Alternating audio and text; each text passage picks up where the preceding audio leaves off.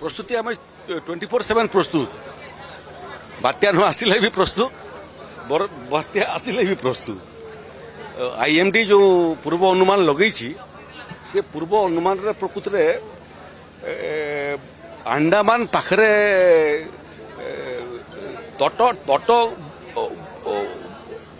अंचल रु 1000 किलोमीटर दूर रे अछि एवं आउ गोटे घूर्णी बात्या मध्य सृष्टि होइछि लघुचाप तो हेलानी दुहे धीरे धीरे करी आकु बढ़िबे पश्चिम मुखा हो पारती किंबा उत्तर पश्चिम मुखा हो पारती एटा मध्य आशंका करा जाउछि जे उभय लघुचाप जदि आकु जाइकरी सम्मिलित हो गले